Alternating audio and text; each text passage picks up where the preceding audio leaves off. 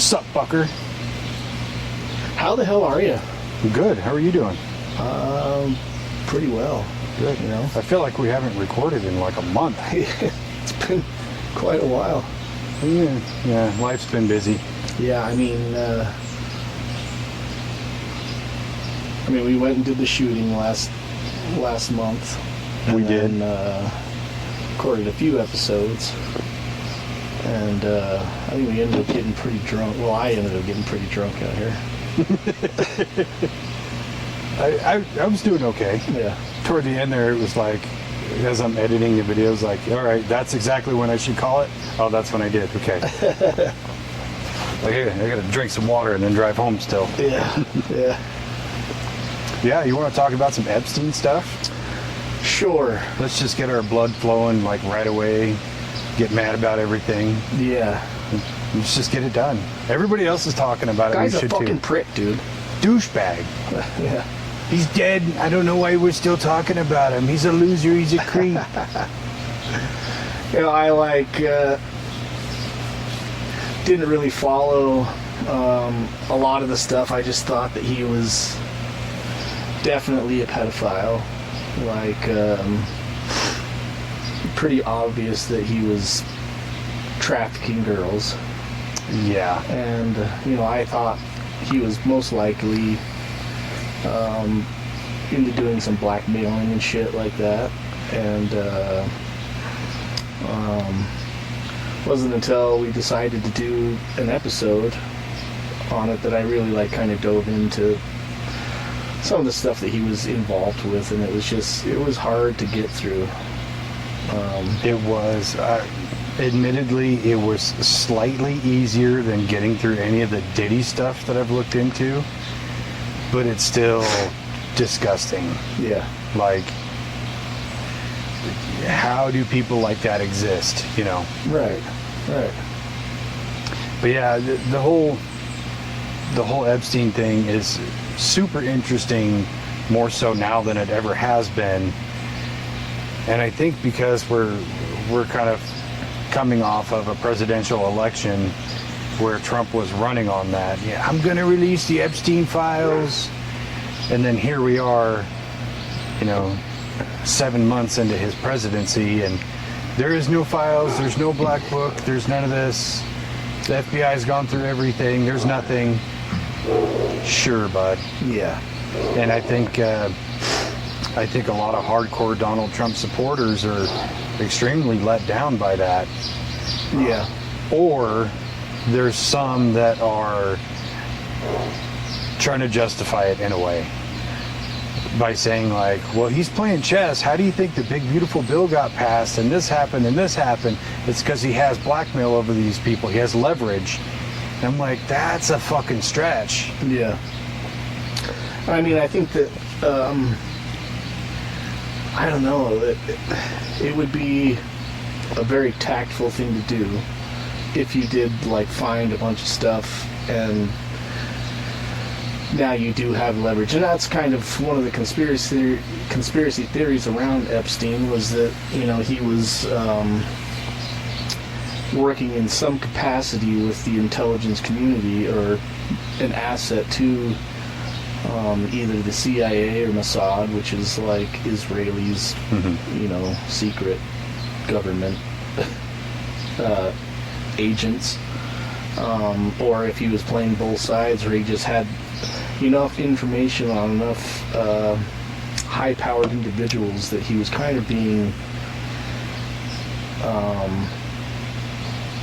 useful to a lot of different agencies, and that's why he kind of was able to stay under the radar for so long,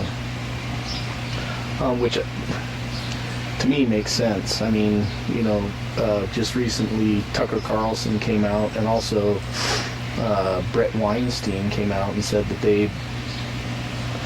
they believe that he probably was working in some capacity with one or more intelligence agencies. Yeah, and that's where my progression with this whole story is. I was on it from day one, and I've just been following it ever since. So kind of leading into doing this, I got to delve into some of the more conspiracy-based stuff, which is what we do here. Yes. Doctors, we're on the bleeding edge of conspiracy science. Yeah, I mean, you can take a look at our backlog of, subjects that we've covered. Is it a coincidence that, like, we'll come out with an episode and then all of a sudden, like, Joe Rogan will come out with an episode talking about the same thing? He might have better, people to talk to. Yeah, he's definitely got better He's guests. got a little more reach. Yeah. But, I mean, it's like, are we not on the cutting edge? I think so. I think we are. The bleeding edge of conspiracy science. Conspiracy Not science. theories, No, science. I dig it. But yeah, so one of my favorite ones was Eric Weinstein talking about the encounters he's had with Jeffrey Epstein, or even talking about Stephen Hawking, being on the flight logs and that sort of thing, where he was incredibly interested in science, especially physics. And I think back to a documentary that I watched like years ago about him, and he talked about Jeffrey Epstein was on record talking about, I gave all this money to science and donated this to this institute and whatever. And it kind of struck me even then of like, why is he dumping so much money into scientists and science-based programs and research and development and all these like physics-based ideas? It's kind of strange that that's like his niche. Well, he went to school, like he went to college. He didn't graduate college, but he went to college to study physics. He never graduated. I think he said in one of his interviews that he went to college for 2 or 3 years, as with physics as his major. And so, it seems like he was probably kind of interested in those subjects, but, if he was engaged with these intelligence agencies, could his MO kind of been to keep tabs on, the leading physics or leading physicists in their fields, inside of our country? Possibly. See, and this is where I created a new conspiracy for it. So if Epstein was allegedly a CIA operative or whatever you want to call him, a asset, that's the right word. If he's a CIA asset and he's super into physics, what else does the CIA do that's related to physics? Right. UFOs, UAPs. They're in control of all of that stuff. Yeah. So maybe Epstein was just this asset who was like kind of a cover-up for the project to induct physicists into UAP research or reproduction. Possibly. I mean, Eric Weinstein, I was just watching a podcast this morning. I always forget the name of this guy's podcast. Super interesting. He's like a black guy from UK. Yeah, the light-skinned black guy. Yeah, I watched that one. But yeah, he was talking about, he would donate a bunch of money, and it was like, I think it was like $7 million he had donated to the mathematics division of Harvard, where Weinstein was kind of, they had this math group that was working on some physics shit going on there. But he would hold conferences at his private island, Epstein would, and all these top scientists and physicists would go and kind of really, I mean, that's the setting that you would expect the most growth to be from, is like getting all these brilliant people together and just getting them to a party and they can mingle and talk to each other about what they're working on, and kind of and no outside interference about crazy shit that they're working on. I mean, that would be fascinating. And then especially if you are a type of person like Epstein who's got this magical island that's got cameras fucking everywhere. In one of the documentaries, there was a guy that was talking about how he was hired to be like installing the control center for all the computers, telephones on the island, and he said that like everything on the island was wired up, and so if you wanted to, you could watch everything that's going on the island all at the same time, which is crazy. See, and that's where the idea of having the flight logs, the black book, the client list, all that, that's where I have to give the government who's actually looking into it a little bit of credibility to say there's nothing there, because a client list proves nothing. A flight list proves nothing. I mean, like you said, you're having all these conferences, science-based conferences on the island. You're going to have tons of flight logs of lots and lots of people just flying there to go just to the conference. Or even on his personal jet, where some of the flight logs show like some of X, Y, or Z person going on it, but sometimes they're going somewhere else besides the island, or they're going on these humanitarian missions and things like that. So they don't prove anything to me. Yeah. The client list proves nothing to me. Yeah. Because that could just be his black book, his address book. Yeah. I mean, our address books now are in our phones. Could you go through your phone and find one person who's actually a terrible person? Probably. For sure. So everybody can do that. So that proves nothing. The problem I have is all that footage from everything that was wired up on the island to his penthouse in Manhattan to some, his properties in southern Florida and things like that. Like, where's all that? Yeah. That's what proves things. Yeah. And that was one of the things that they confiscated from his townhome in Manhattan was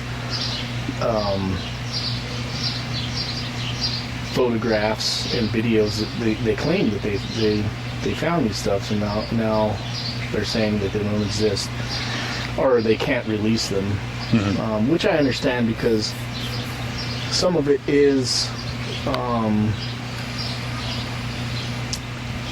probably restricted by law, because there are people inside of the like victims who haven't come forward that probably don't want that stuff shared. And they're all minors at the time, so it all Right. counts as child pornography. Right. And so, you see these lists of names and stuff like that, and half of them are redacted. It's because those people either were minors or have asked not to have their information out there. Yeah. And so, I mean, people that are saying we need everything released, we want all the information. Well, you can't have that because it's people's personal information. Yeah.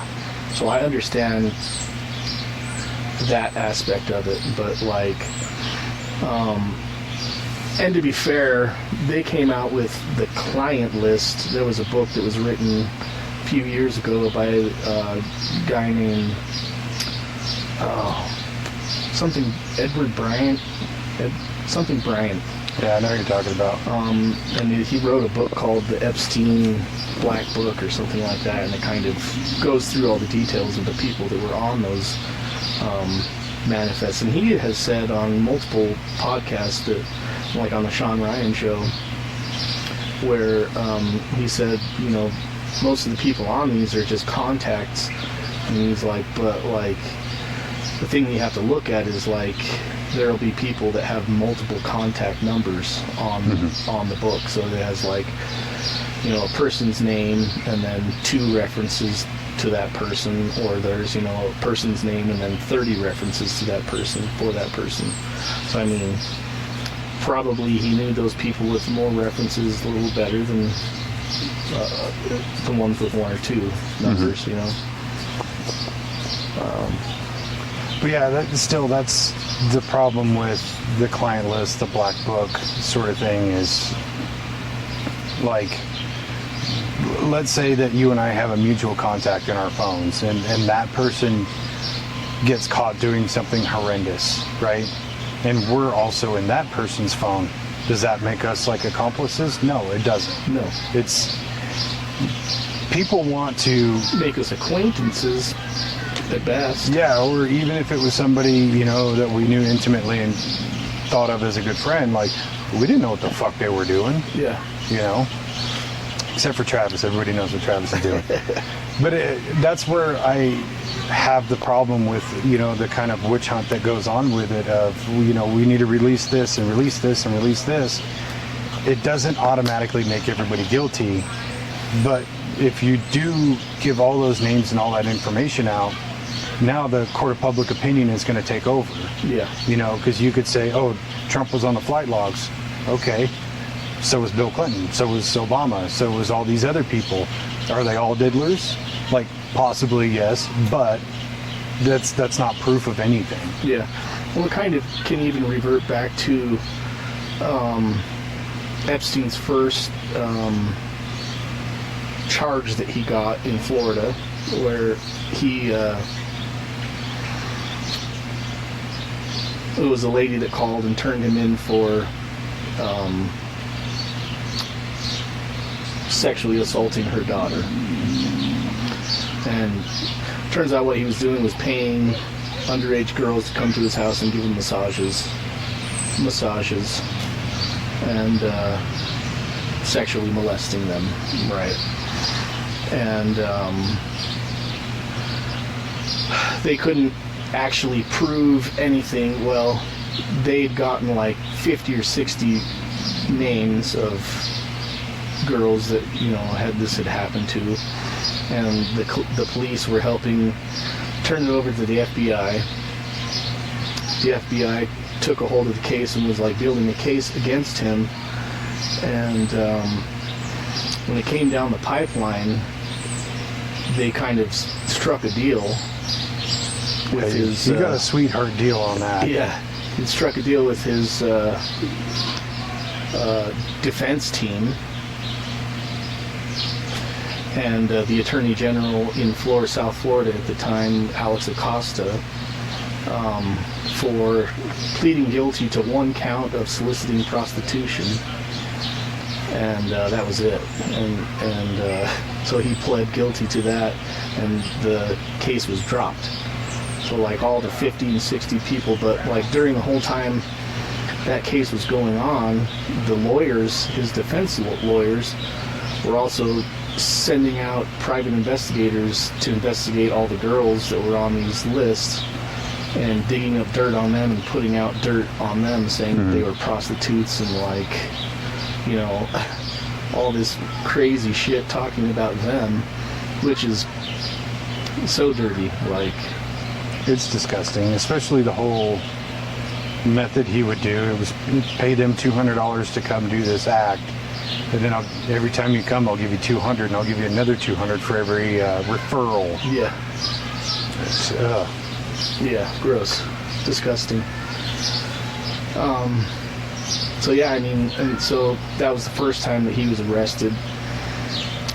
He was sentenced to, I think, 18 months to jail time, but he was given work release, six days a week. He could leave jail for 12 hours during the day, and he'd just have to go back there at nighttime. And he was still doing his thing while he was in jail. Nothing really changed for him except for where he slept. Yeah. I don't even think he did the full time either. No, I think it was maybe a year. Something like that. Yeah. It's not just that bothers me too. It's a lot of the other people that were implicated and also having, you know, relations with these minor girls, you know, these preteen young ladies where, what's his name, Prince Andrew, where he's seen photographed, and these women tell their stories about what he did, or what's the other guy? The old guy. Wexler? Yeah. The one who did time and didn't roll on him. Oh, yeah. Is his name Wagner? I think he was like the CEO of... He was the CEO Victoria's Secret. Well, there was a few people that he was acquaintances with or business partners with throughout his. That's kind of how he made his money. Was he conned his way into doing a lot of different shit. Like his first job as a teacher, a professor at a school. He never graduated college, so he lied on his resume and got this position as a teacher at this school, kind of a private, upscale private school.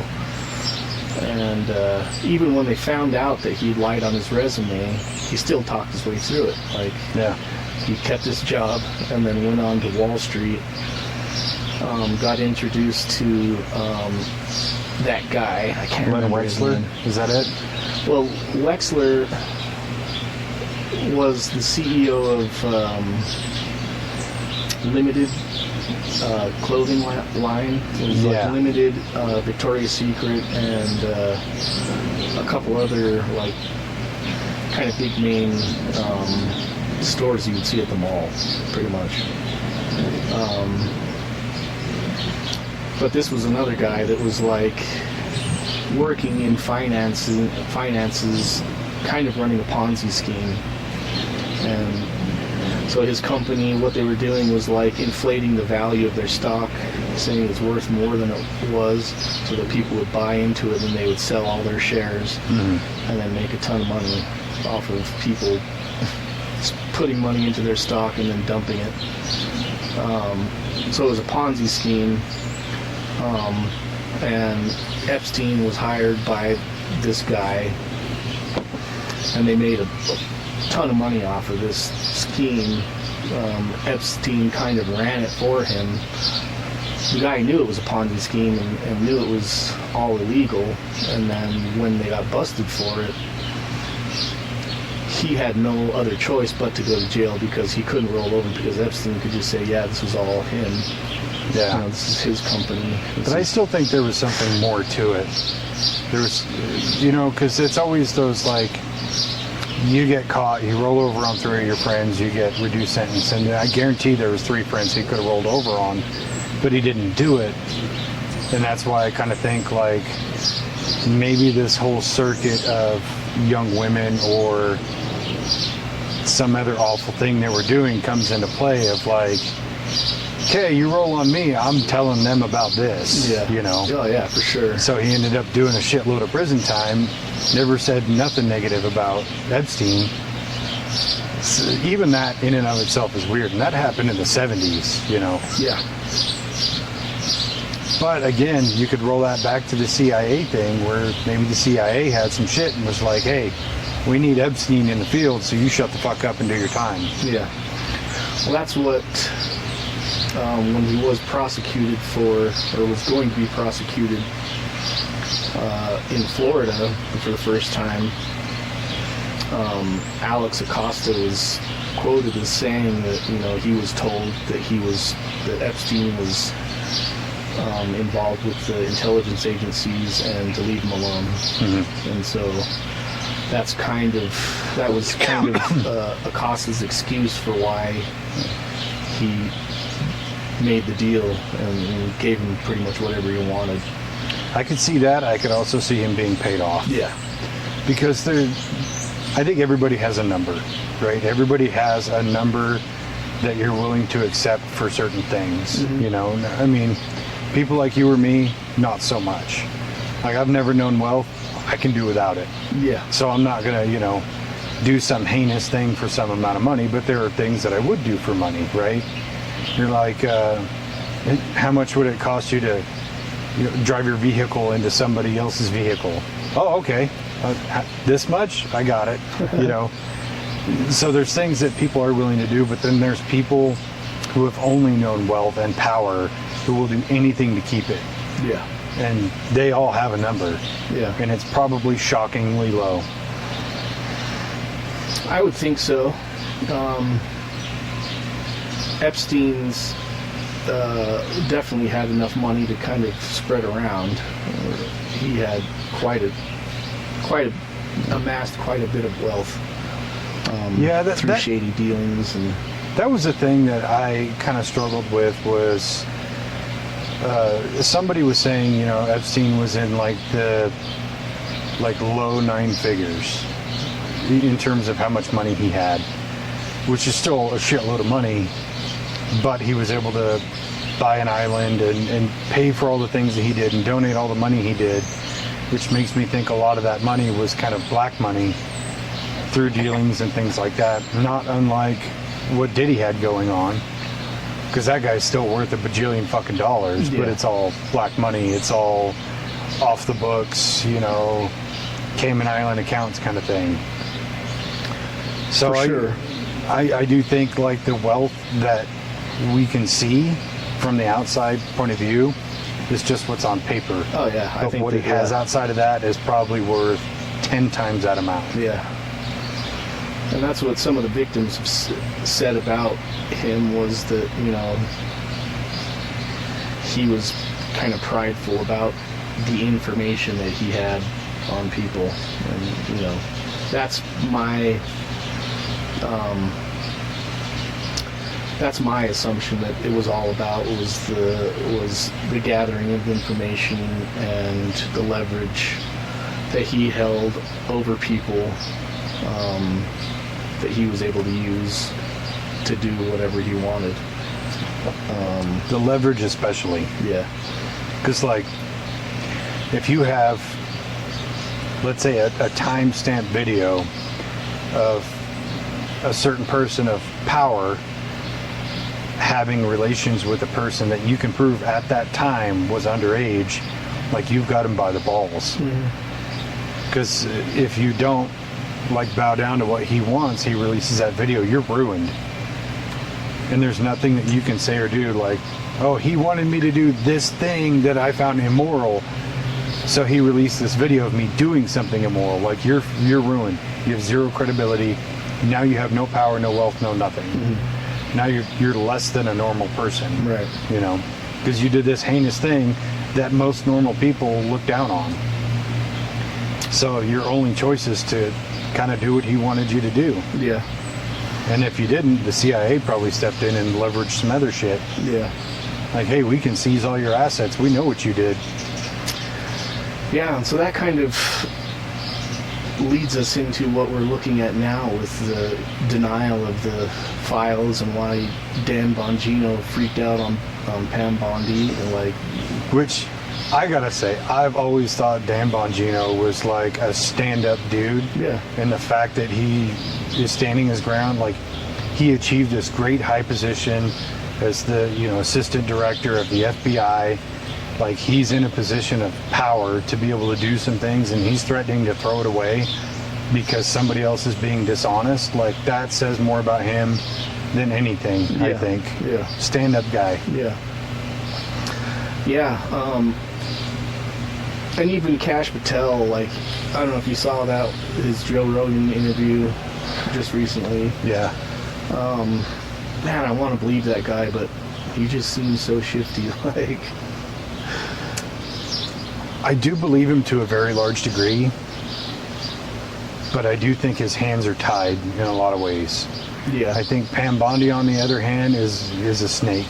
Yeah. She's covering some shit up. I think Kash Patel really wants to do the right thing, but he really can't. And I think Dan Bongino is like, do the right thing no matter what the cost. Yeah. You know, so you have like 3 people in the spectrum of wrong, right, in the middle. Yeah. Yeah, that's kind of how I'm looking at it also, and as history has shown us, it's just usually the right doesn't matter. The right thing doesn't matter. It's usually what is best for the people involved. And there's a lot of people involved. There's a lot of people involved. A lot of high position people. I mean, whether we'll get the real information, you know, 20 years from now when all these old people are dead, possibly. But after that, all the damage has already been done, really.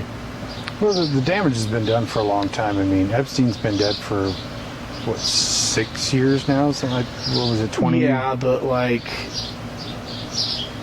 so when he was first arrested and his house was raided, you know, FBI went in and collected, and that guy, whatever Bryant, that wrote that book about it, has put out, lists, the confiscation lists of what they collected from his apartments and stuff like that. And it was like, if you look through it, it was just like pretty detailed, like over 1,000 photographs of nude women, like personal photographs. And then there's probably at least 10 different computers, and then like hard drives, thumbnail, like thumb drives and shit, just have like tons of information. I mean, where is all this information? Where's it gone? Like, that's where I'm also giving a little bit more credibility to Kash Patel. Of in the time between that happening and the time he took over as FBI director, they've had plenty of time to kind of scuttle all those drives and things like that to make a lot of it disappear. right. And as Elon has kind of exposed some of like the stupid old ways that the government deals with things, with Doge and all that, it kind of makes sense that some of it did get shuttered and deleted. I mean, let's be real, probably all those Epstein tapes and everything are sitting right next to the moon landing videos that got copied over, Well, Kash Patel said that they found a room that they didn't know about inside the FBI building, and just had all kinds of shit in there. He wouldn't go into detail on what it was in there, but Interesting. it was a locked room that nobody knew about, and had all kinds of interesting stuff in there.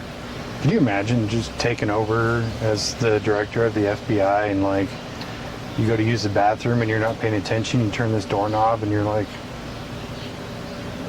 this isn't the bathroom, but why is this door locked? Finally get it open, there's just a treasure trove of crazy shit. Yeah. Confidential fucking moon landing files and shit. Everything on Epstein and Diddy and if Elvis really died and just the whole 9 yards. Like, it'd be like a candy store for us. It would. Get us some coffee. We're going to be here a while. Yeah, get me 2 Rockstar Focuses. 1 pineapple orange, please. The other, dealer's choice. Yeah, and I don't even smoke anymore, but I'm going to need some cigarettes. Like, we're in here for a while. Maybe a little bit of that cocaine that was found in the White House would be helpful. Yeah, I've never done cocaine before, but I mean, if we find all those secret files, we're going to have to be awake a while. yeah. You know how many episodes we could get out of that? We'd probably do like 7 or 8 in that first day. Let's just do an episode while we're opening up shit. Oh man, it'd be crazy. But yeah, that's where I think that there is something else kind of hinky going on within the government with all this Epstein stuff that, you could say Kash Patel is saying there's nothing there.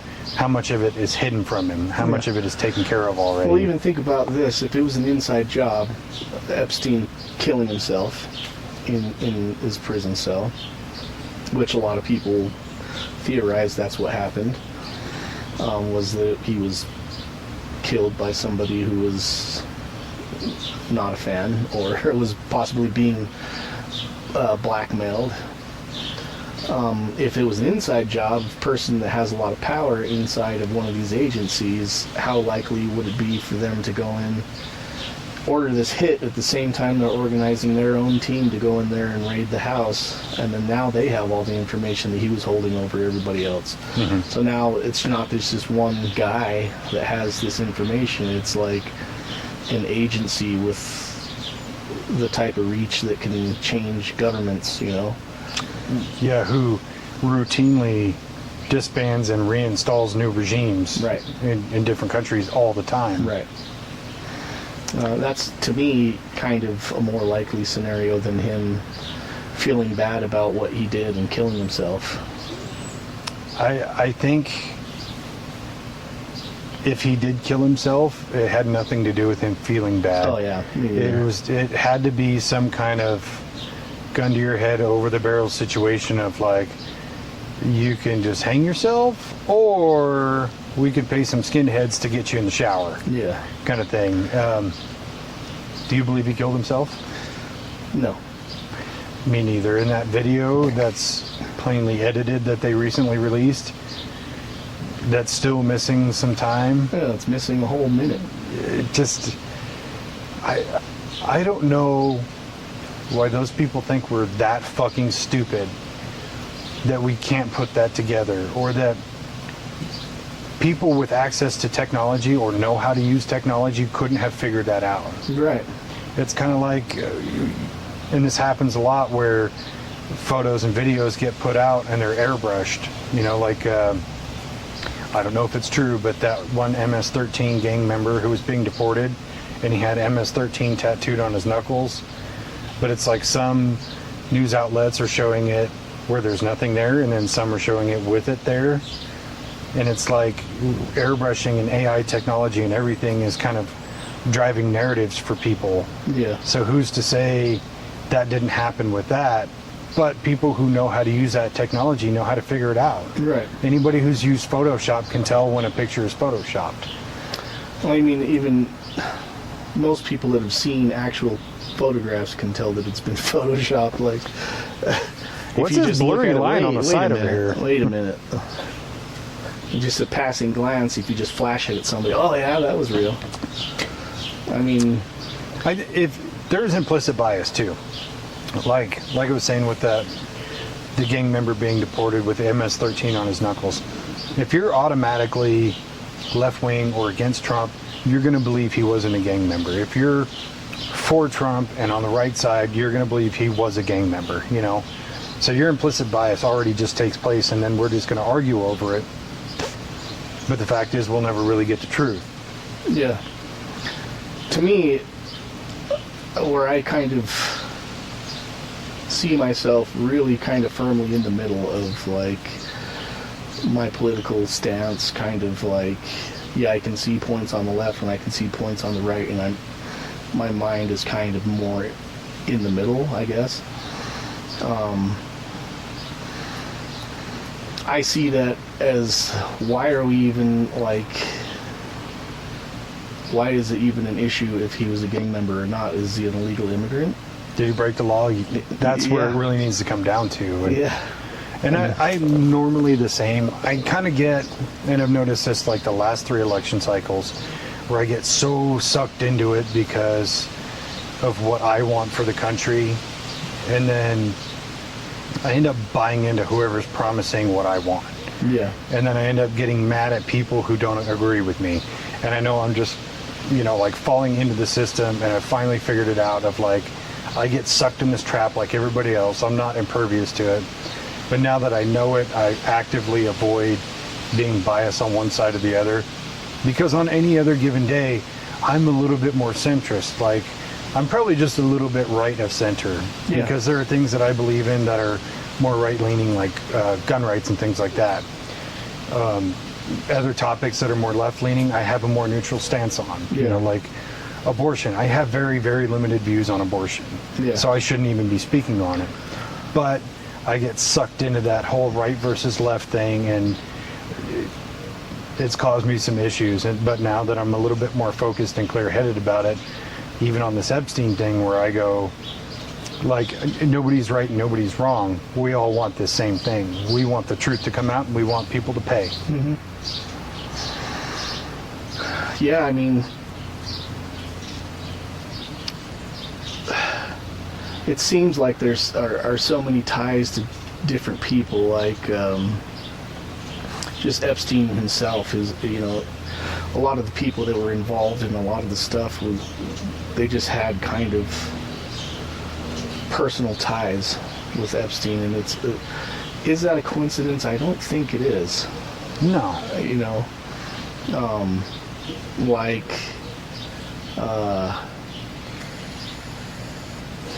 How he got his first job, he was referenced by a guy, I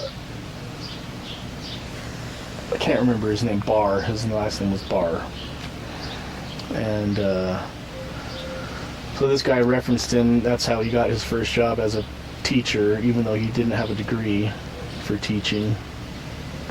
Well, it turns out that he had gone to school with that guy's son, Max Barr or something. When they were younger, they went to the same, and they went to like summer camp together. Mm-hmm. These two, young Epstein and young Barr. And then Barr ends up being the Attorney General for the United States when Epstein's trial is going on. Like, crazy. Is that a coincidence? I don't think so. Well, and the same with like Comey, the previous director of the FBI, who I believe he was director when Epstein was caught and all that stuff was confiscated. And that guy was bent as fuck. Mm-hmm. And then I think it was his daughter was the judge over Epstein's case in New York, who's also the judge over the Diddy case. I could be getting this wrong. I only kind of heard it in passing, but it was just like the webs are connecting, you know? Yeah. So it's kind of like, okay, the dad's the director of the FBI, makes the tapes disappear, and then his daughter's the judge over the case that never got finished, and then she's the judge over another case of another sick fuck who magically got off the hook for a lot of shit. It's just, what kind of dirt do you got on the Comey family, you know? Yeah, I mean, and some explanations for that is like, okay, well, it's high society, the circle is small for these people, everybody knows each other, and everybody's kind of interconnected in these, like, weird ways, and it's like, no, that's not how it works. Like, I'm poor, and there are poor people all around me that have no connection to me at all. Like, I see random people at Walmart, and that's about it. I've seen that guy at the gym that I go to. Yeah, it has nothing to do with an interconnected society. It has to do with power and leverage. Yeah. That's really all it is. Yeah. You think a lot of these people are actually friends? Fuck no. Yeah, we should start throwing low society parties. Dude, low society parties, I like it. Start a network of our own. Yeah. I'm not saying we should traffic young girls like fucking sick fucks, but like, I don't know. No. And that kind of brings me to, the big question that I had with this whole thing is, why are we as normal people so obsessed with it? Because you don't hear celebrities talk about it. You don't hear most politicians talk about it. There's a few big voices. It's mostly just a normal, everyday person that is kind of obsessed with finding out the truth about this. And I really put a lot of thought into it. And I think my answer is because these crimes that are being committed against these young girls are our daughters, our nieces, our cousins. And it's kind of, we take it almost as a subconscious offense of like the rich think they could do whatever they want to us and get away with it. Yeah. And this is kind of one of the means of us getting back. Yeah. And I really think in terms of a psychological method of it, that's what it is. We're tired of getting stepped on and used and abused, and the people who do it just keep getting away with it and keep getting away with it, and we're fed up. We want to see people pay. Yeah. Also, a factor could be that, if we saw a UFO fly by right now, we'd be like, grab the cameras, start recording it, it would be this amazing thing. But if we knew that a UFO flew by here every day, we knew where it was going, where it was coming from, it wouldn't be such a big deal. Yeah. Well, I mean, could it be that these people in this high society are just surrounded by this disgusting shit all the time, and so it's not a big deal to them, and so they're just like, why are we talking about this still? Well, even to that same analogy, if a UFO was flying by, but it was flying so high we couldn't see it, we wouldn't even think about it. True. It wouldn't even be in our purview. We could just go, yeah, it could be happening right now. We don't know. We can't see it. Yeah. But once you see it, it's an excitement factor. It's like, this is different, Yeah. This is something I'll say paranormal, you know, to the side of normal, which you could argue all the Epstein stuff is paranormal. It's to the side of normal. Yeah. Because you or I wouldn't do any of that stuff. No. Because we're normal. But yeah, I think that really is like the root of why people want this dealt with. Yeah. Is we want the people who think they have absolute power to be stripped of power. We want people who have committed crimes to pay the same way we would. Mm-hmm. It's not just... It shouldn't just be like the tiny pyramid of the rich and powerful on top of all of us fucking peasants. Yeah. Well, even when they kind of... When the case kind of started in Florida, you know, they had a few different girls that you know, they had found out what was going on and were kind of following him. They didn't rush in there because they were afraid. They didn't rush in there and arrest him and like charge him with anything because they wanted to be absolutely sure and have super hard evidence. So I think when they first started investigating it, it was about a year for the cops in the Palm Springs, Palm Beach police department that were investigating it, and they turned it over to the FBI, who investigated for further 2 years before any charges were even brought. And so they had this massive case log of 50 or 60 people with complaints, or, you know, saying that they had been assaulted, and they saw how that turned out for them. You know, him getting one charge of solicited prostitution. Yeah, after 50 or 60 minors that have come forward and say this happened to me. Right. And that's only the ones that came forward. Right. You know, there's a shitload more than that. Oh yeah, I mean there's a documentary on Netflix called what is it called? Epstein. Just put in Epstein, you'll find it. Yeah. But you know, it shows these girls that were, you know, like you said before, kind of introduced to going to his house and making quick money by going to give a massage, and then kind of were tricked into being sexually assaulted by Epstein. And then out of shame and guilt, they kept going back, and need for money. Mm-hmm. They kept going back, and then, you know, they started bringing, or were asked, you know, you don't have to do this if you just bring a friend, I'll pay you the same amount of money. Yeah. So I think that was kind of their way of not having to do it anymore, was finding somebody else to do it, which is sad in many ways. It's really, it's painful to think about, because on the whole you would think that's a terrible thing. Like, oh, you want out of this, so you're going to induct your friend. These are children we're talking about. Right. They're young girls who don't know any better. They have limited to no life experience. They have, I hate to say this, but they have like no common sense about them, because they're still children, you know? Yeah. I think most people don't really get common sense till you're close to 30. Yeah.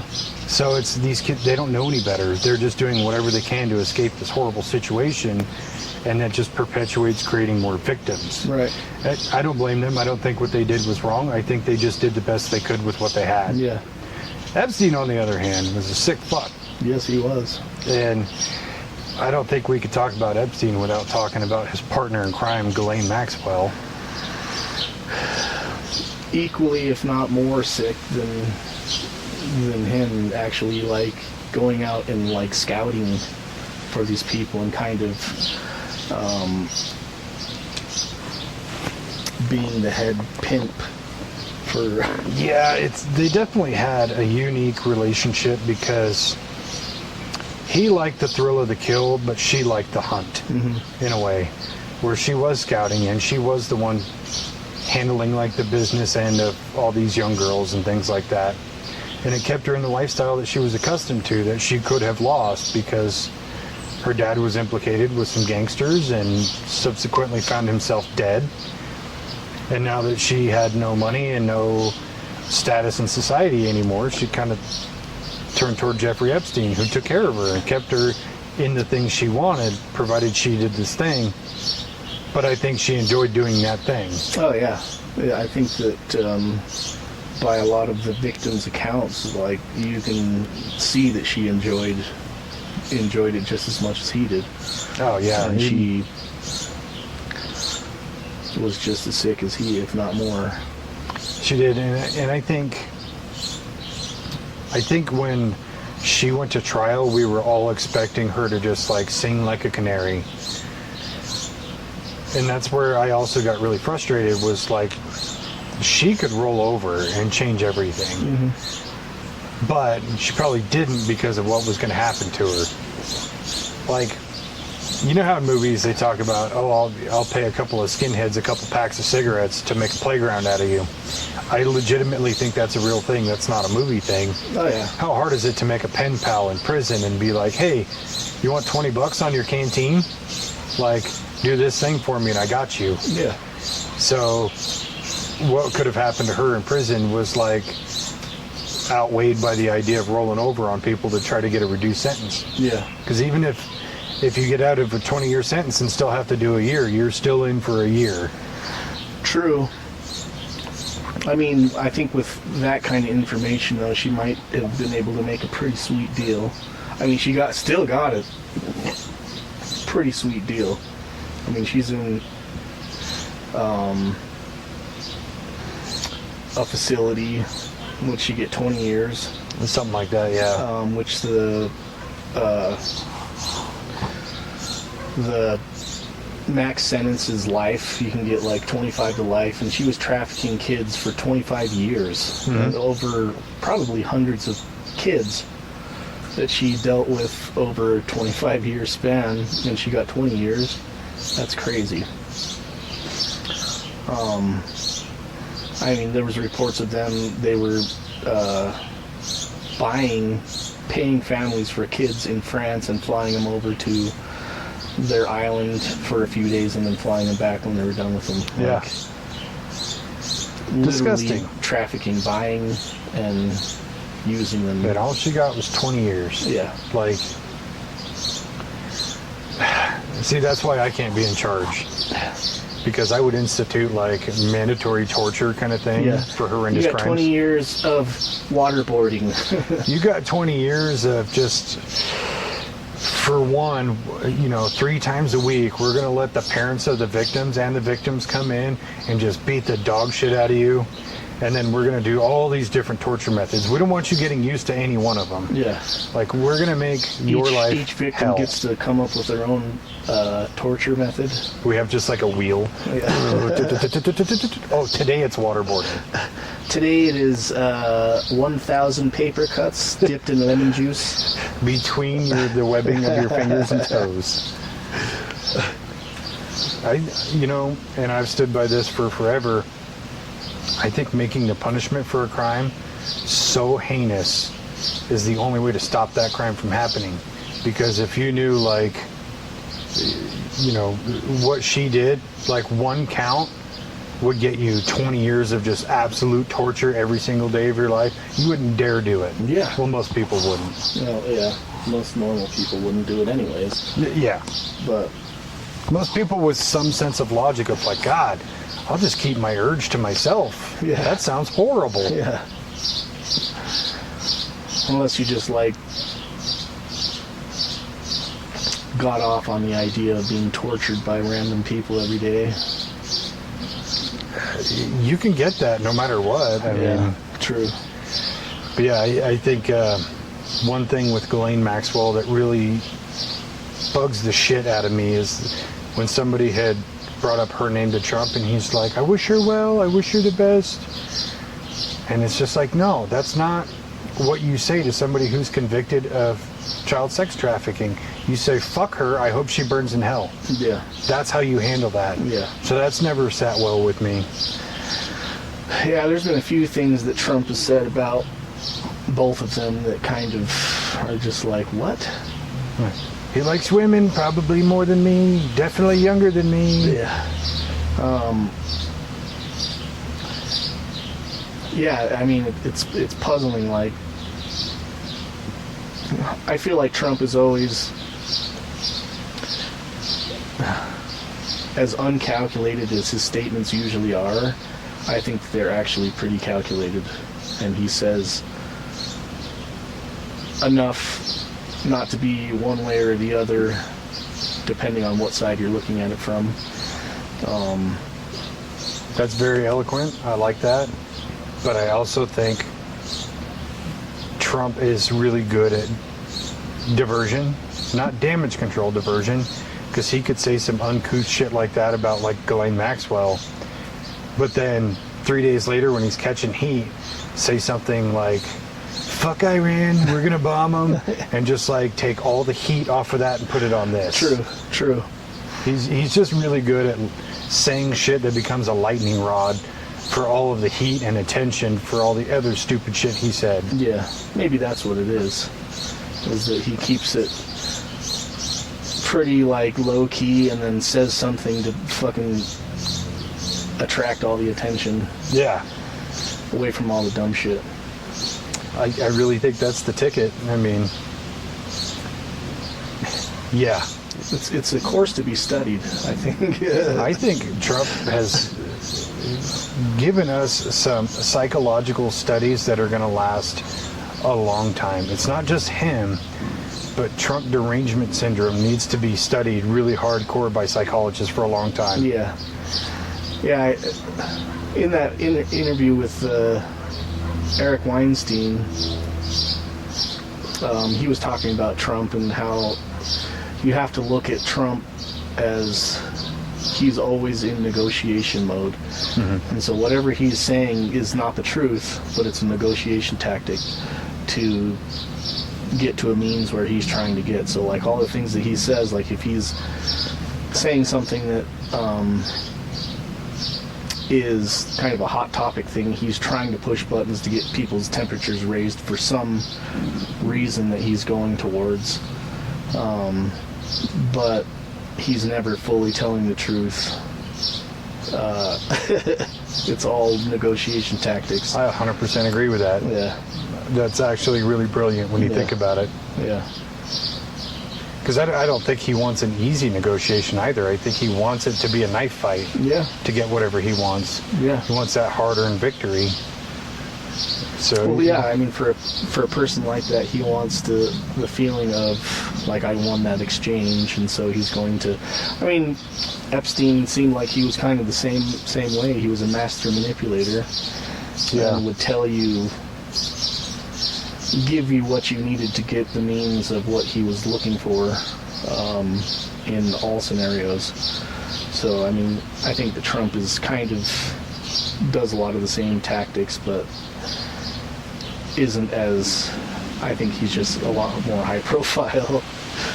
Yeah, I think the slight variation is Trump is more about like, he wants the fight to be big and grandiose and he wants to win it fair and square.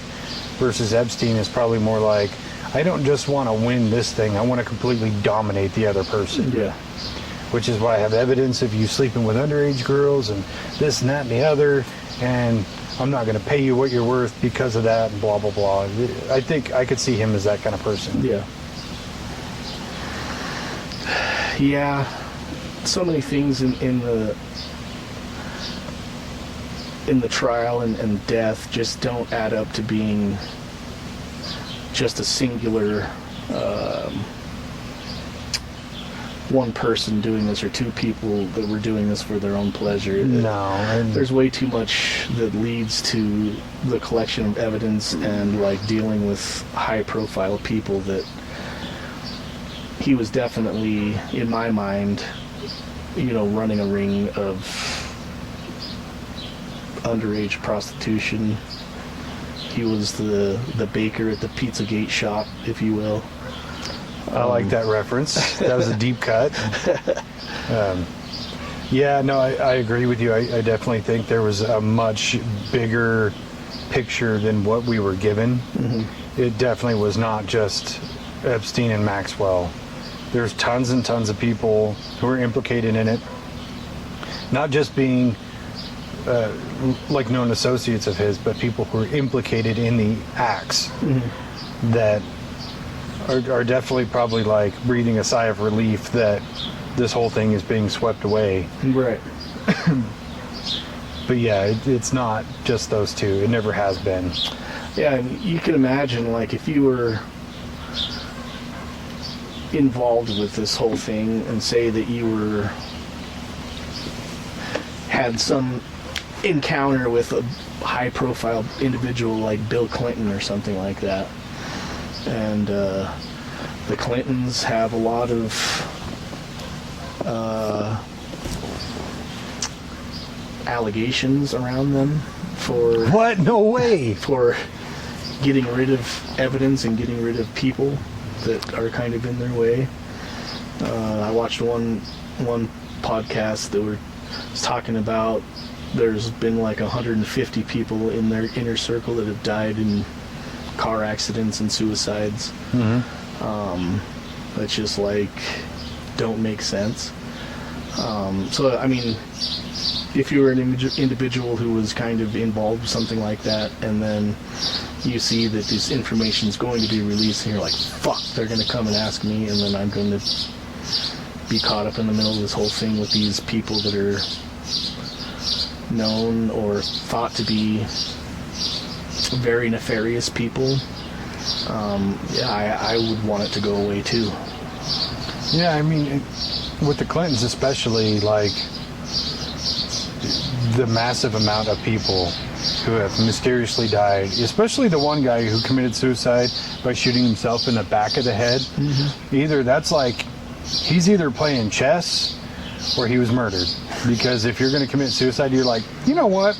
I want the shadow of the doubt to be on Hillary. Yeah. Nobody's going to do that. Yeah. So he was just murdered. But those people especially have been embroiled in so many scandals and so many conspiracies over the years. And then they get the worst people working with him, like John Podesta, who is, I'll admit, is doing great work on the UAP front. He always has. But he's also a kid diddler. And allegedly Chester Bennington's biological father. Have you ever heard about that one? No. You know Chester Bennington from Lincoln Park? Yeah. It's alleged that not only is John Podesta his biological father, but he's also the one that assaulted him as a child. Oh. Maybe I did see something, because I remember recently seeing a side-by-side of... Oh, I think I showed you that, yeah. Oh, yeah. Yeah. And you look at him and you're like, there's no fucking way he's not. Yeah. But yeah, that all goes into the whole Pizzagate and things like that, which admittedly I think is worse than Epstein. I think that Epstein was just kind of a player in that whole situation of stuff going on. You know what bothers me, and I was thinking about this the other day, I think I was even telling Scott, where all of the stuff that's going on with all of these people who are implicated or caught doing these heinous acts with people of various age and gender, you know, where you have Epstein, who liked these kind of preteen girls or prepubescent women, and then you had like Harvey Weinstein, who was just like blackmailing actresses, you know, fully grown adult actresses. And then you have Diddy, who was into everything. It was young women, young boys, men, women, the whole 9 yards. He ran the whole gamut of gross shit. And same with some of the others. It's kind of weird that the ones that get caught and get the most attention are the most palatable. Whereas, like, you know, when Weinstein was caught and ousted, we all thought he was a devil, which he's disgusting. What he was doing was wrong. But it's kind of the least worst in those rankings. I don't know if that's making sense. I'm not justifying anything, but I'm saying, like, coercing fully grown adult women is not as bad as what Diddy was doing. Yeah. It's still bad, Yeah. but it's not as bad. Yeah. Or, you know, like, Epstein's taste in young women is not as bad as the allegations of Pizzagate, where you're talking everything from babies to elderly, of all genders. Like, that doesn't look as bad in comparison to this. Yeah. So it does seem almost like kind of a diversionary tactic. Look at this, we're giving you this nugget, but don't look at the rest of the plate. Right. I know that kind of sounds bad from my perspective, but No, I mean, what you're describing is just like you're only seeing one section of the spectrum of disgusting shit that these people have been doing. yeah, you're getting this, but there's this much left. Yeah. No, yeah, that makes sense. Yeah, I mean, and all these people kind of have ties with each other too, and so Yeah. it's just like, are they all connected? It looks like it is. I mean, for me anyways, it looks like okay, this person's doing sick shit, this person's doing sick shit. Wait, they know each other. They're probably doing sick shit together. Like, Yeah. And that's where I kind of question, like, what if the truth came out about all of it? Everybody from Weinstein to Diddy to Epstein. Hey, Epstein, Weinstein. yeah, It's not just because they're Jewish. It's because they're also sick fucks. no, yeah, The Clintons, Michael Jackson, Elvis, everybody in that gamut who's accused of all these things. Everything that those people have contributed to our society is most of our society, right? It's our finances, it's our science departments, it's our entertainment, it's our music. If all of these people got ousted and we all knew what sick fucks they were, how much of a cataclysm would that be for our lives? It's kind of like if the government came out with full alien disclosure tomorrow, our society would collapse. It Yeah. would implode in itself. yeah. But I kind of think, fuck it. You want to fix it? Let's break it first. Seems like it's going down already. But it's just a much slower Yeah. incline. It's just but fucking. But if you came out and were dead, yep, smash it. If you were dead honest about everything and everybody who had these disgusting vices and did all these awful things, like, everything would collapse. But I think that's necessary at this point. Yeah, maybe like. It seems like so many of these like. No, that doesn't make any sense. I was gonna say it seems like so many of these like rich and powerful people get these sick addictions, but I think that they're just under a spotlight, so we get to see their sick addictions. I think that those things happen to a lot of different people, but Yeah, there's the gamut of those things it stretches to everybody. It doesn't matter your position of wealth or power, but I do think the position of wealth and power corrupts because or it definitely enables you to be able to pursue those absolutely disgusting habits. it enables you 100% the money to not only be in the right place at the right time to get what you want, but the money to pay somebody off to be quiet, or the power and influence to say, if you tell anybody, I'll ruin your fucking life, Yeah. or whatever.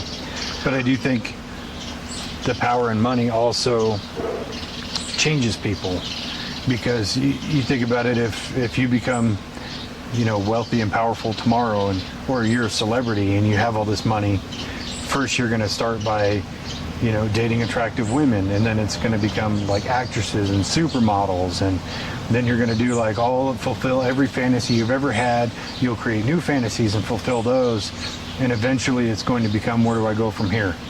Like, I've done everything I want to do, what's next? Yeah. And I do think that is kind of a progression for some of those really fucking sick people. Yeah. That enough is never enough. Right. Well, it's like you're chasing a high that you got from something the first time, and then that kind of wears out, so you need a bigger dose, or like a different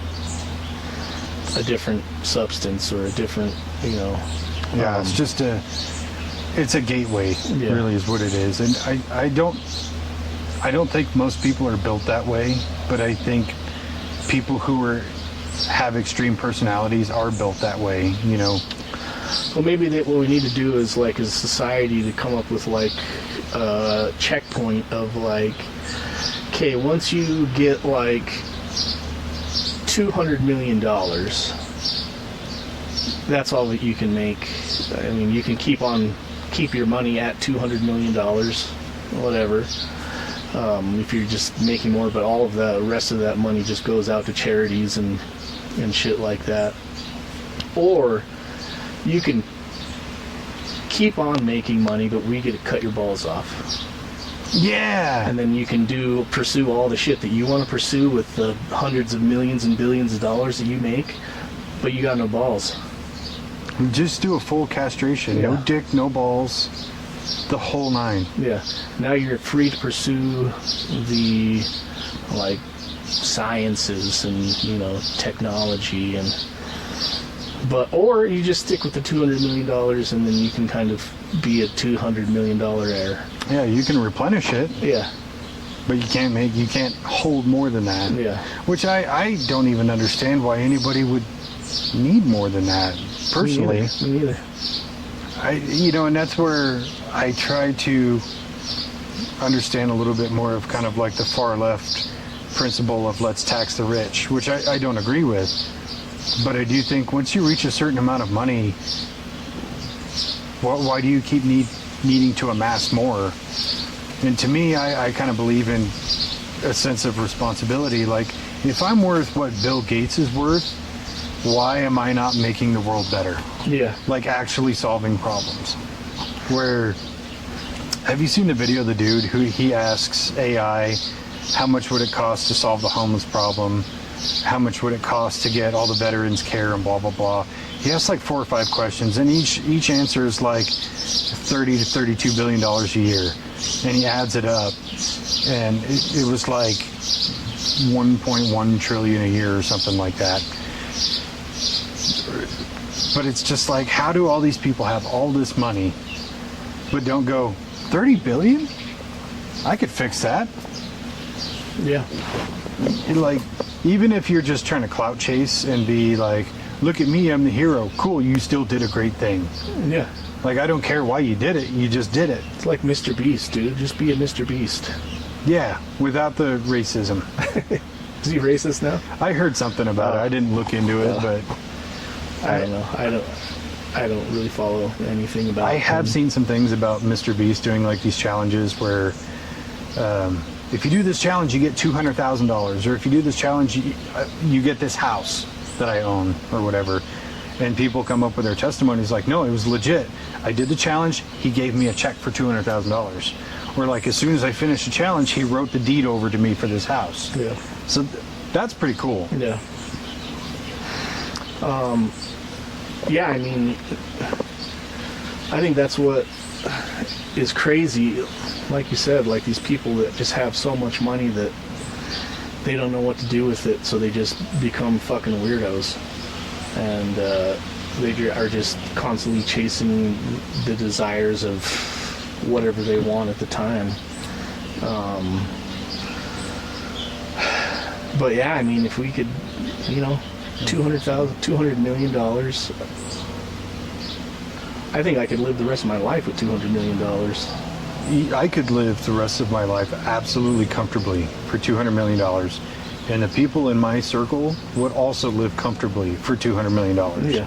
I also think that, like, people with that amount of money, it's a lot easier for them to make a whole lot more money, because all they do is just like, oh, I'm interested in this. What are you guys working on? Okay, pay for it. Boom. Idea comes out. Now they're $500 million richer. I'm like, oh, cool. Yeah. They didn't do anything. They just gave them some money. Everybody else did all the work, and then now they're getting a check.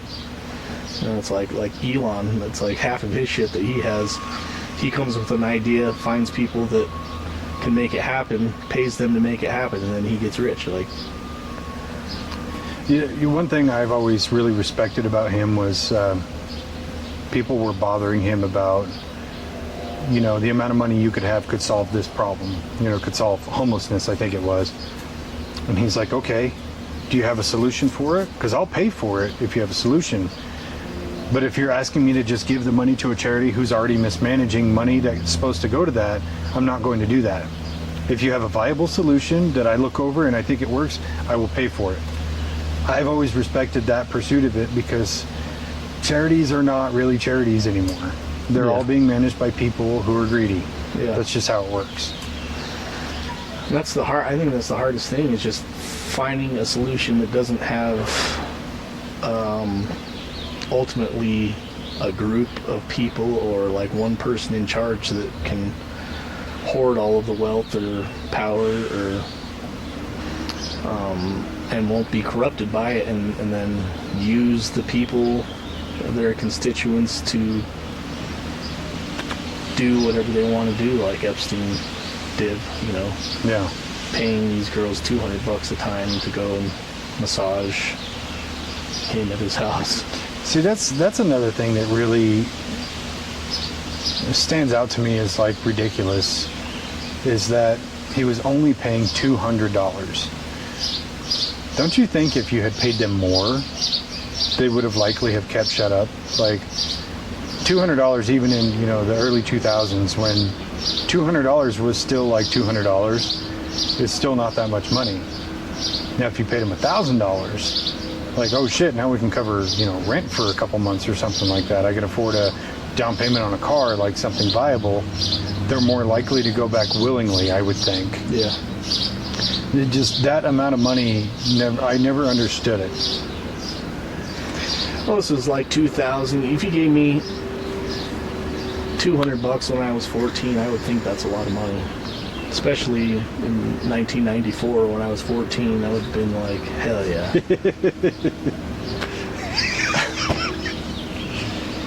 All right, $200. But what, you know, what if you gave him $1,000 and made him sign an NDA? Yeah, I mean, I'm not saying like do that. Oh, I got the formula. That's horrible. What I'm saying is, if you have that kind of money, how are you not taking steps to really protect yourself from the horrible shit you're doing? And really, that just comes down to plain old ego.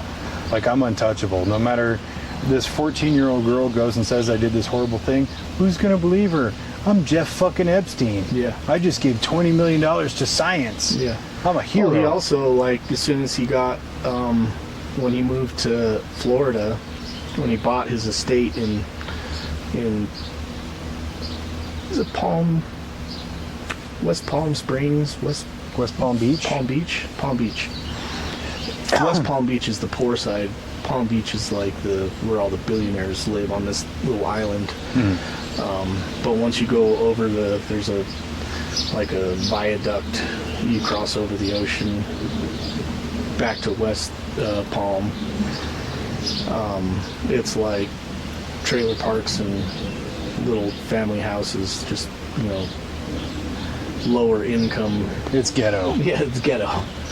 And I mean, that was kind of his hunting ground, was, you know, these kids that he could exploit for, and a lot of them were like coming from broken homes, and a lot of them on the documentary even talk about how that it was like they saw him as a means to earn money, and they were, at the time, they were okay with that. And I mean, first time it happened, it's super traumatic, and then kind of they end up needing money again, so they go back, and some of them kept going back for years. Yeah. And bringing different people to him, and then so it was kind of like using them as his like ring of scouts almost. Kind of makes you wonder how many illegitimate children he's got floating around. Yeah. Nobody ever talked about that. I mean, we can hope he was like infertile, or, you know, he was fixed or something like that, because we don't need any more Epsteins running around. But it still kind of begs the question, you know, they could crumble what's left of his empire just with illegitimate children, if there are any. Yeah. Well, he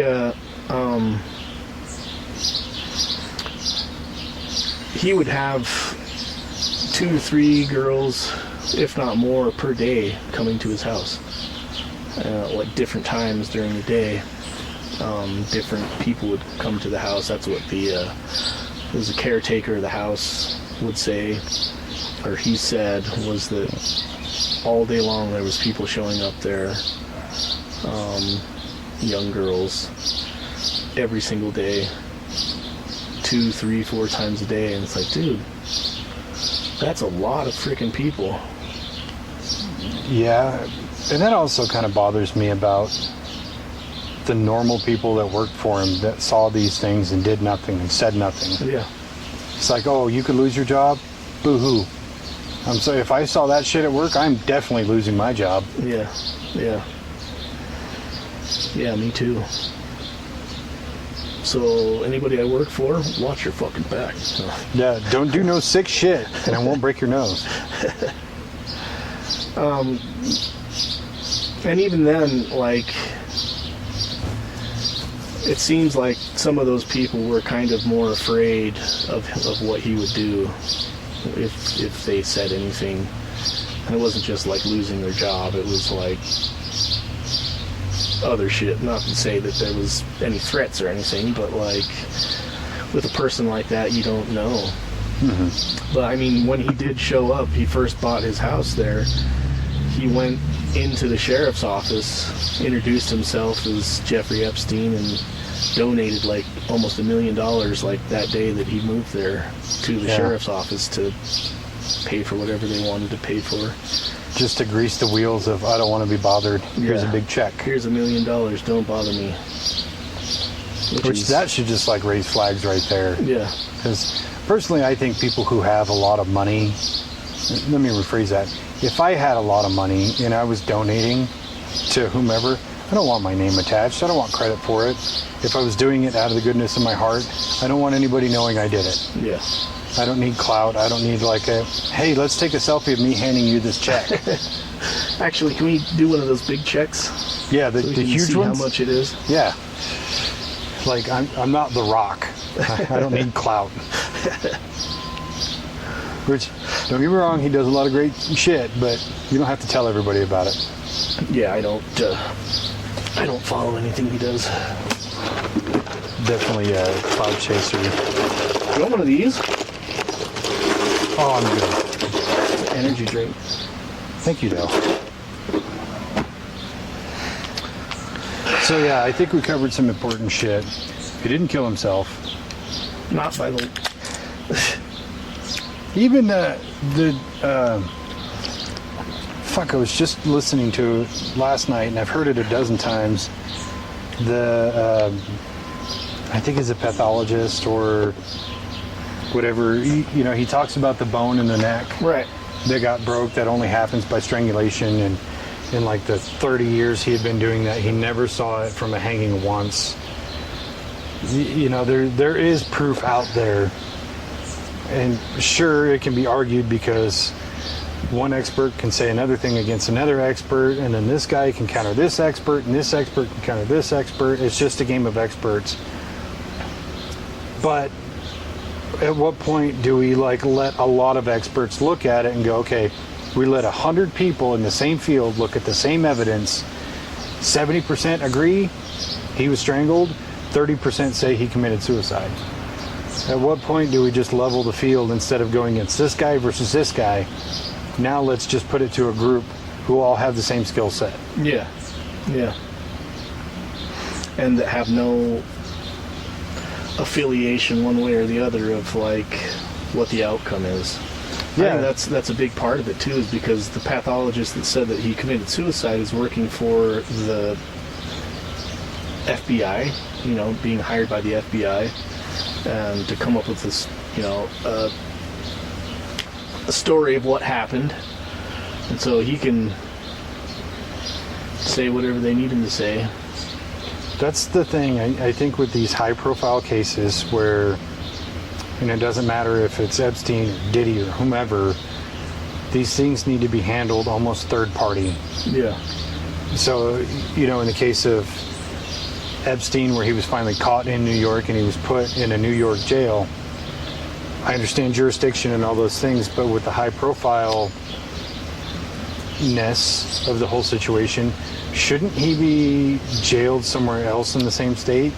Maybe perhaps in a different county? Shouldn't he be examined by a pathologist who's not in that same county? Like, you should third party the whole deal. You should keep it legal, keep it, on the level, but not have the same people in the same city deal with any of that. Right. Or fly in specialists from somewhere else. That would make sense to me. Have like 10 pathologists in the room from different places who all look and go, yeah, that bone is definitely broken. That shouldn't be broken. Yeah. And that's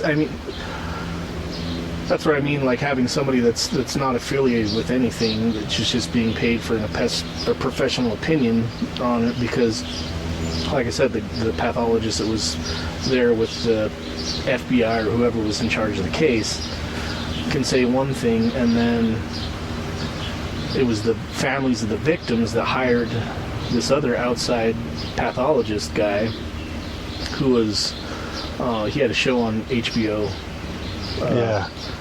That doctor, whatever, pathologist, that said, yeah, he was definitely murdered because this bone is broken, and that won't happen in the case of being hanging yourself. It's by force of strangulation, where it's like the thyroid, the bone that's kind of close to your thyroid or whatever, was broken in 3 places. And so their explanation was for that he like got up on the top bunk and then jumped off and then kind of... The top bunk's only this fucking high. Yeah. Like, well, that's another thing that bothers me is they refuse to release a list of the prisoners like on his block in his area. Like, they don't want anybody knowing who was nearby him at the time, because it's how easy would it be to get to those people and say, what did you see? And pay them for their story, or however you want to do it. You could easily coerce them, yes, but at the same time, why is that being kept private? Like, you're in a prison, you don't have rights. Yeah. In terms of, a potential suicide or murder, sorry, you're playing ball. You're in prison, you don't have a choice. So one guy was saying that the facility he was in was known as the catacombs because that's where people are sent to be forgotten about or something. But there's like pretty big name criminals in there, like El Chapo's there, I guess, in this facility. But like this dilapidated kind of jail where the cameras don't work well, the guards don't work well, and there's so much room to be speculated about. Like, I was sleeping at the time, I didn't see anything. 2 of them were sleeping at the time. Yeah. And that doesn't sit well with me either. And it's like, oh, these guards are going to lose their job. Doesn't matter, they got paid. Yeah. They're like, I don't care if I no longer have to work in corrections. I now have $5 million because I said I was asleep. Yep. Or I get to enjoy my kids still because they're not dead. Because That too. That's a very powerful motivator. Yeah. That's speaking in the vein of it's an inside job, and these people with power and influence to reach out and touch anybody they want to, like, it's a real thing. Now watch, after this gets posted, the whole channel gets shadow banned. Yeah. Because it was an inside job and he didn't kill himself. Yeah. I mean, that's after like kind of diving into it, even the documentary that I watched was kind of painting the picture that it was him and Ghislaine kind of on their own doing these crazy things, which I was just like, doesn't make any sense. It doesn't make sense. One thing I kept having trouble with Ghislaine is like, because I watched a few documentaries, is you see pictures of her when she was younger, and you're like, God damn, she was hot. Yeah. But she's a monster. Yeah. I'm very confused. But yeah, the whole thing's fucked up. Going back to the files, do you think the files are there and they're just not releasing them, or have they been scuttled?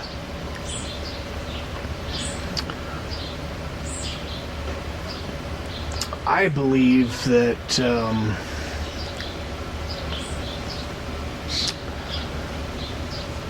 to me it would make more I would think that the people who wanted the information have gotten all the information that they wanted, and they didn't leave any crumbs for anybody to look at. So I think that probably what they are left with now isn't much, and so to release it, it mostly would probably be the names and information of victims, which really is kind of a personal thing. If they want to come out or not, then that's up to them. They might have left them a little bit of stuff that's kind of leads towards certain people being involved, and maybe that's why they're trying to avoid releasing anything else. But I think most of the influential stuff that they have on people was probably already taken out 100%. and is being utilized by certain agencies. I definitely think all the meat and potatoes are under lock and key somewhere, and all that's left is just a side of corn. And it's just the little stuff. It's the stuff they can't release. It's like you said, it's breadcrumbs. I think there's enough left on the table to keep people talking about it, and to keep the people who are being leveraged in just enough fear, like, hey, people are still talking about this and we still have this video. Yeah. I think there's just enough of that to keep the world spinning in the correct direction. But most of it, taken. Can it be like they're keeping, there's really not much information there, but they're keeping what they have to kind of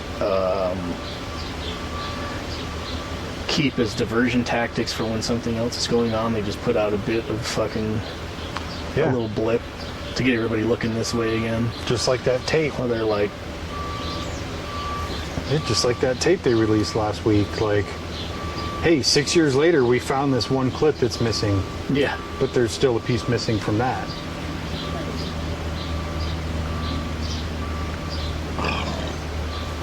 Yeah, do you think, this is an important one, do you think Trump is involved in any of that?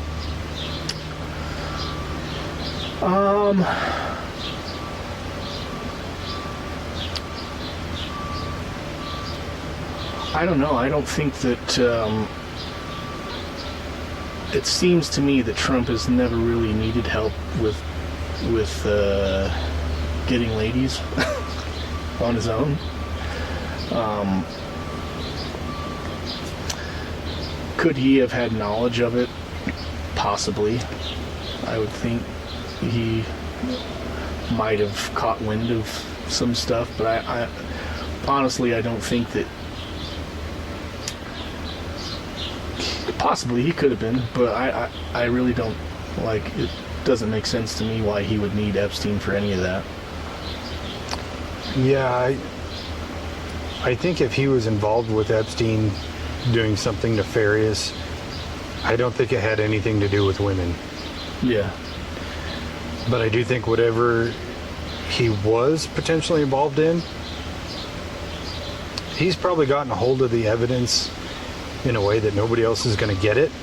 And that's why he's so confident to say things like, why are we still talking about this loser, this creep? Like, he kind of feels exonerated in some way. I'm only speculating. My big thing of why he wasn't involved with the underage girls aspect is if for the last, since 2016, since he's been involved in politics, don't you think if somebody who didn't like Trump had that silver bullet of him having relations with an underage girl, that would have came out a long time ago? 100%. Well, it depends on who has it.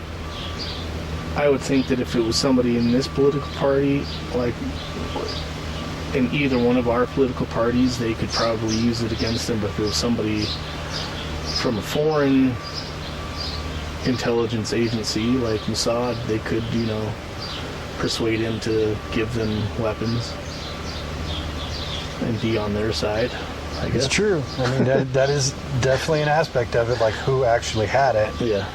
But I do think if it was somebody within our country who had access to it, who had an axe to grind against Trump, they'd have pulled that out a long time ago. Oh, yeah. Yeah, for sure. Especially pre-2020. Like, we don't want him being president again. Drop the tape. Yeah. Yeah, that's why I kind of lean towards the opinion of like Tucker Carlson saying that he was probably an asset to multiple different agencies where they would go kind of leverage him, the stuff that they have on him, to give them information on people that they wanted information on. And then after he died, they just went and scooped up everything they wanted, and then now they don't have to deal with him anymore, and they just can leverage the people on their own. Yeah, I agree. We got one more conspiracy to talk about before we wrap it up. This one is interesting. Have you ever seen Hillary Clinton's brother? Hillary Clinton's brother? Yeah. I don't think so. Looks a fair amount like Jeff Epstein. Really? So there is a conspiracy going around that it wasn't actually Epstein and he's still alive somewhere, but they put Hillary Clinton's brother in the cell instead, and that's who they killed. I haven't heard that one. It's an interesting one. It's pretty far-fetched to me. Has anybody seen Hillary Clinton's brother since then? Couldn't tell you. She's related, or he's related to Hillary, and you know how she is about making people disappear. Yeah. So there's some credibility because that family is so fucking crooked, but it still seems kind of far-fetched. That's like way out there fringe to me. But there's validity. Because you can assume he's related to Hillary. He's probably a fucked up individual, or maybe he was like, fuck it, I've had enough. I'm coming forward with all your secrets, and the timing may have just lined up, and they look just enough alike that, maybe they did some work on him or something, and went in there in that missing 1 minute, was like, Jeff, come here, put this asshole in there.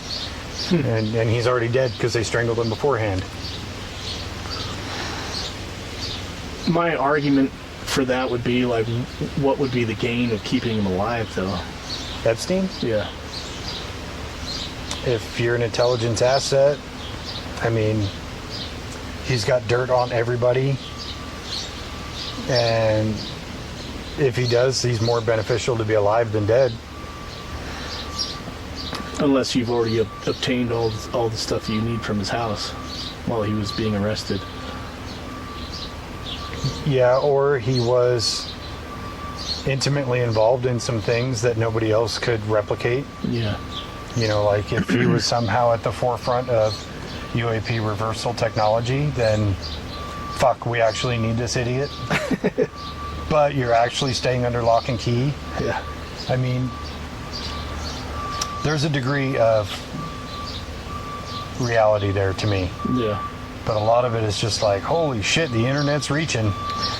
Yeah, I haven't heard that one. That's interesting. I didn't delve too deeply into it because I was like, that's more of just like a fun conspiracy topic than anything.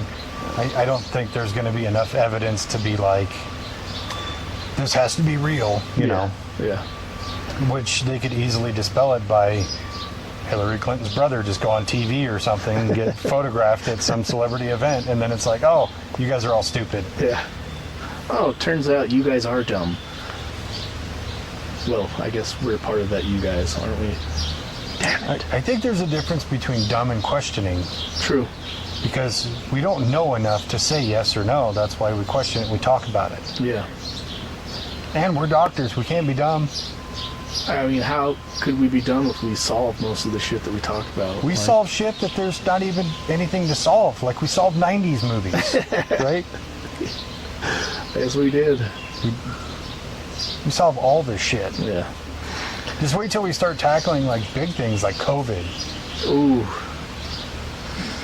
That's going to be a deep one.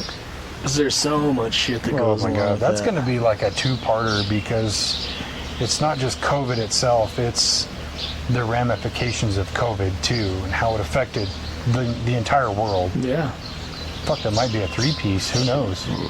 Well, there's like the science part of it, and then there's like the conspiracy part of it, and then there's the lizard people aspect, I guess. The lizard people. We're gonna have to summon in some David Icke on that one. Yeah. That was gonna take a lot of research. But I think we can call this one solved. Epstein didn't kill himself. Ghislaine Maxwell was just as big of a monster. Yeah, she deserves a very harsher, very much, I don't know. She deserves a lot of punishment that I don't think that she's getting. Absolutely. Bongino and Kash Patel we believe, are trying to do the right thing, but they just don't have it all. Mm-hmm. Pam Bondi is a piece of shit. Yeah, solved it. Solved it as much as we could solve. Yeah, we did a lot more speculation than solving. Yeah. But that's what we do. That's what we do. Bleeding edge of conspiracy science. In my mind, maybe 10 years from now, they're going to look at this tape and be like, fuck, these guys were right. Yeah, we know. We knew then, stupid. That's why we said it. Yeah. We didn't go back in time and make that video. Stupid. So yeah, I mean, Epstein was a monster, but he was not the only monster that's out there. I don't even think he was the worst monster. I don't think so either. I think that he was just the dumb enough monster that got caught. Or The patsy. sloppy enough to, be the patsy. I agree with that. He was definitely at the forefront. 2, 3, 4 girls a day for 2.5 decades. That's sloppy. Yeah. You're talking a lot of women over time. Mm-hmm. It's kind of irrefutable, when like 6,000 women come out with the same story. Yeah. Yeah. There's one deposition tape where they're you see that one where they're like interviewing him and he's like, yeah, I was trying to get under his skin With the egg-shaped dick thing? I was going to bring that up earlier. They're like, would you say you have an egg-shaped dick? And he's like, What? What? those aren't my words. In this thing, it says that your penis is described as large on the bottom, bulbous, and then to a thin point on the top. Like, holy shit. That moment made me laugh so fucking hard. Yeah. And he got so butthurt. Yeah. It was worth it. Yeah. I could imagine being the other, investigator in the room going, Right, egg-shaped dick guy. I would spread that to all the prisoners. Be like, make fun of him for having an egg-shaped Yeah, let's dick. call him Jeff Epstein. I like that. He's just in the prison. Stop, guys! It's not like that. Boy, Eggy. Eggsy. Yeah, solved it. Yeah, Doctor. Put a wrap on that for now. Fucking put it in the can. Okay, I love you. Bye-bye. Bye.